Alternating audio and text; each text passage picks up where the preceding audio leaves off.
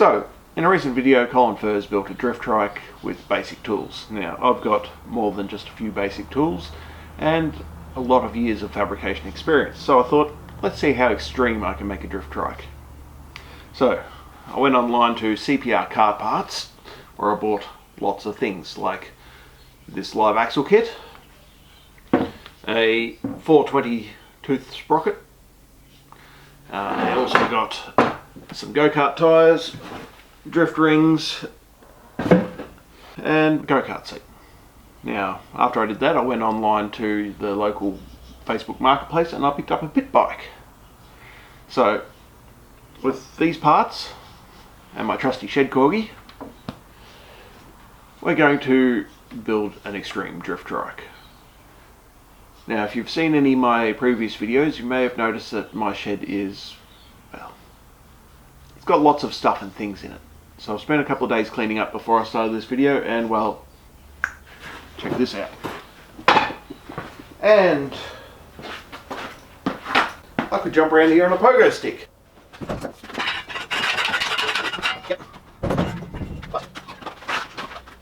This is the other part. So, what we're going to do, strip off all this. The swing arm's going to go. We're going to make a new swing arm with all the Gokart axle and everything on it. That's happening there at the front. We've got to actually chop the head stem off, rake it out, because there's not enough distance between the axle and the engine for the big tyre, and you have to have a big tyre on the front of a drift trike. They just look weird otherwise. So, strip this.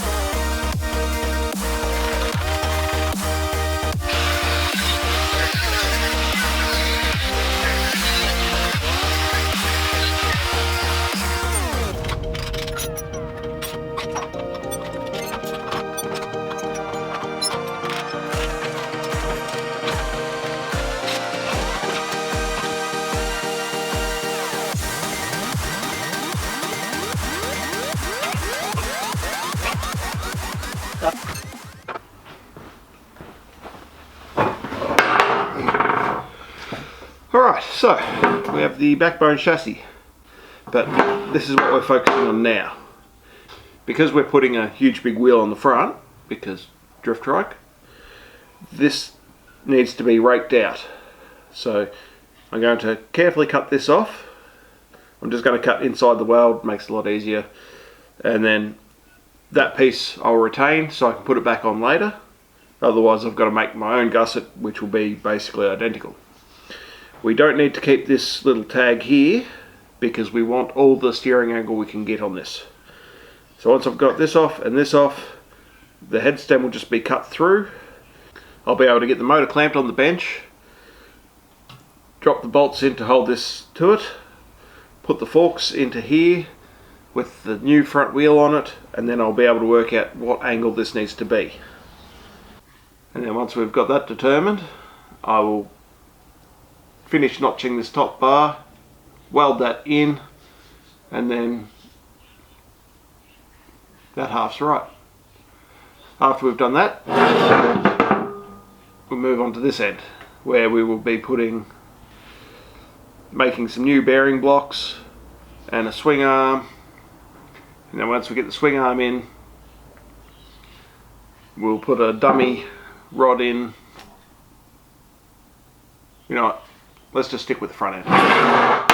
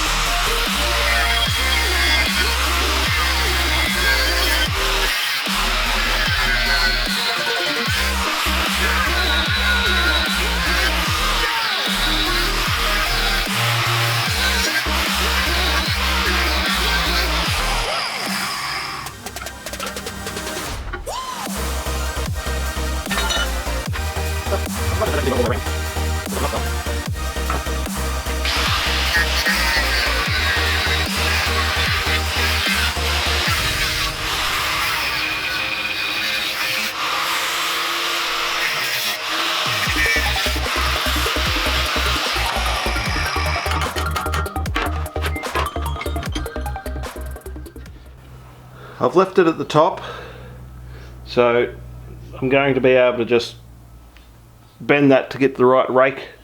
Once I've got it worked out, then I'll cut it right off, clean everything up, and I'll have a measurement to work to. That's the theory anyway.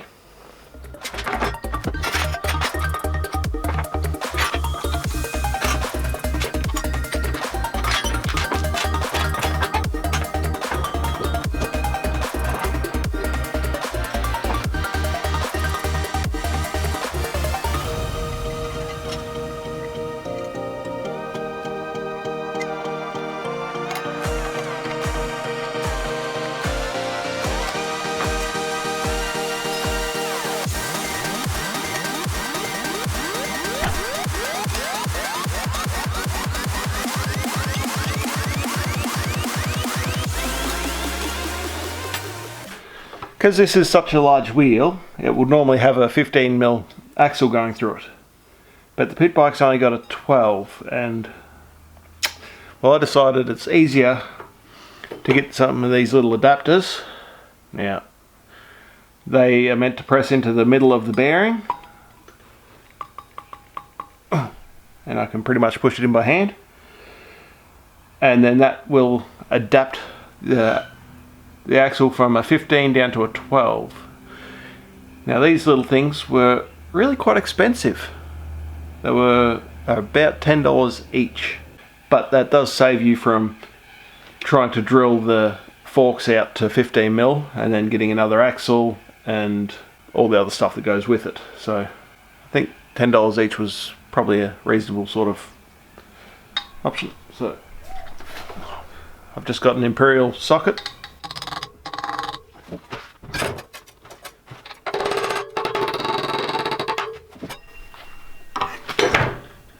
And now the bearings are 12mm ID. So I can put all this in. I'm going to clean this disc off first, some brake clean, and then put it in there. I'm probably going to have to shave one or both of these spaces down, but that's easy.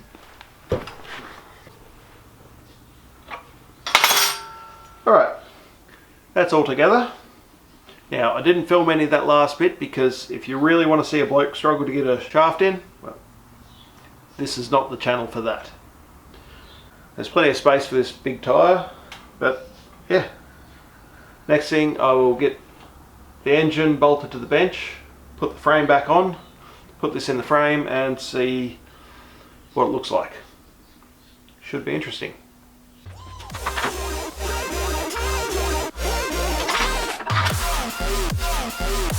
Well, that's not going nowhere.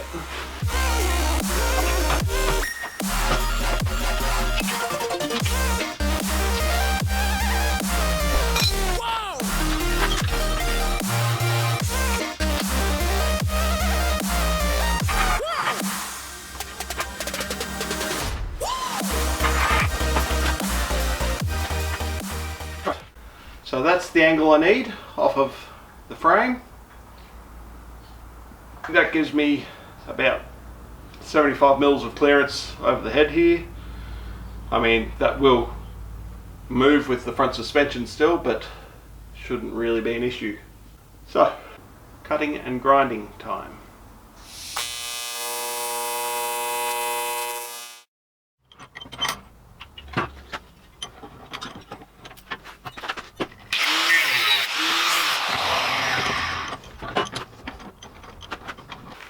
Little tip when you're linishing down a weld and you don't want to chew into the parent material, run the grinder along the weld, because that'll take it down evenly and you'll see when you start getting down to the parent metal.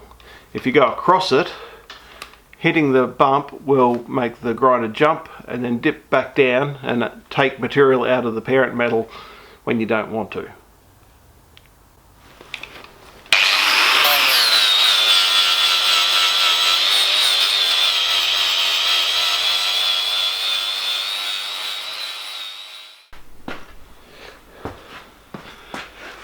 Alright, so that's all been linished out.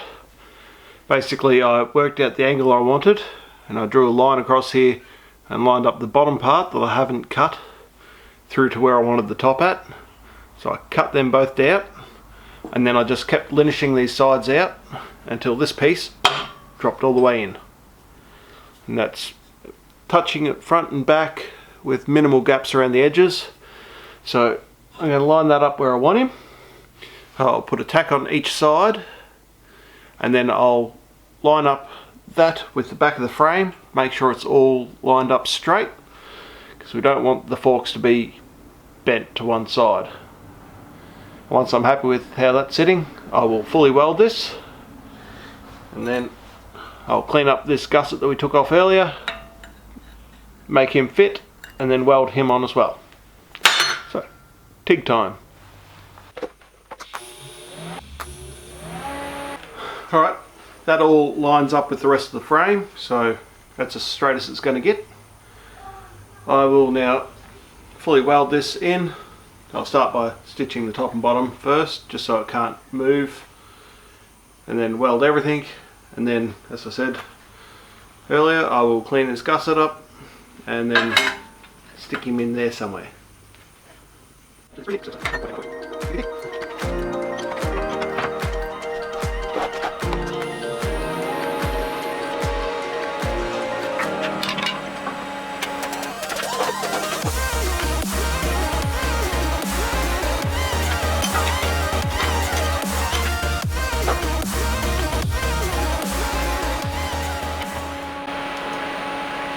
Oh no!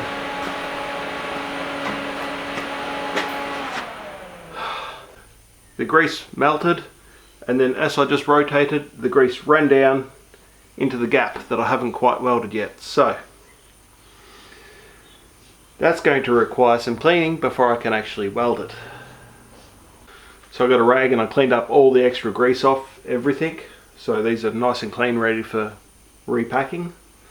And I poured some metho into the gap to wash out as much as I could while it was still hot, and then just got a new cutting wheel and just cut that section of pipe out, and well, looks pretty good. We'll see how we go.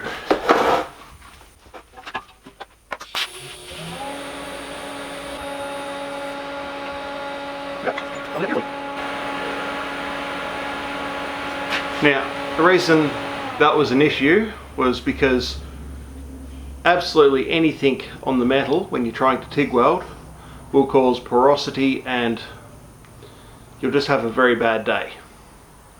So just clean everything before you start, and then clean it again just to make sure. That's what TIG welding's about. Alright, I'll flip this over and we'll start on this gusset.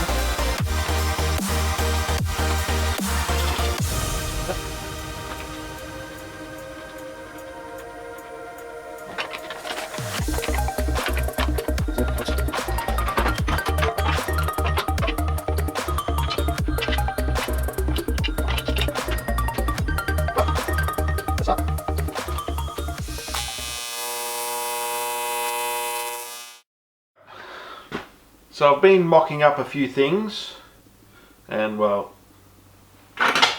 I did put in the original spring, but it looked a little dangerous. I've put the seat in roughly the right position, and then that allowed me to work out where the rear tyres are going to go. Now I've got measurement from the pivot point of the swing arm to the centre line of the axle, and well, now that I've got all that worked out, we can take all this off the bench and then get the axle up here, assemble the whole thing, and then we can work out exactly how wide the frame's going to be for the swing arm, and then we can build it. So what I've done is I've marked it out on the bench here. So the axle bracket is going to go out here. The pivot point is there, so what I need is a pivot. Now I went through and did a few different designs, and what I ended up with was a little piece of cardboard. Now I just transferred that into a couple of blocks of 10mm steel. I know it's heavy, but it'll make a good pivot point. So now I've got to weld them onto this piece of 2550, and then that will go through the chassis.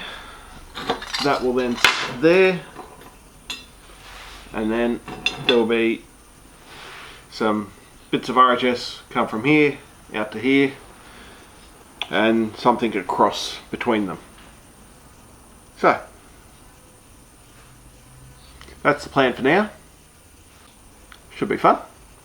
So dig time.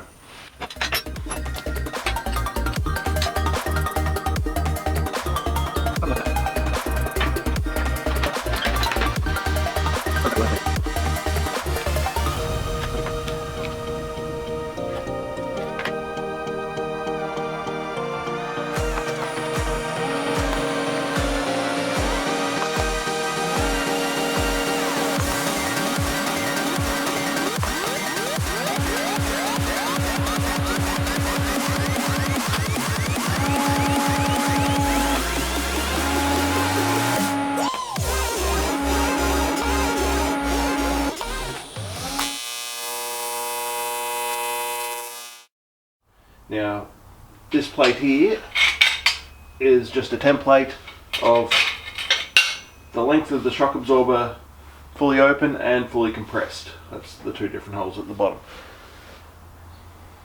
So this will be fully compressed is this low, and fully up is higher. Now this piece of angle line here is just representing roughly where the chain is going to go, so the seat mount brackets will have to come out from the sides and then no lower than that, because we don't want it at full compression for the chain to hit the bottom of the seat. That would be bad. So now I've worked out where the shocks are going, where the seat frame's going. There'll be some top mounts come down to help triangulate the seat frame to make it stronger. Yeah, so that's pretty much it for that. So I can pull this frame off and put the mounts in here, put a bar across the back, so then I can mount the brake, and should be well on our way.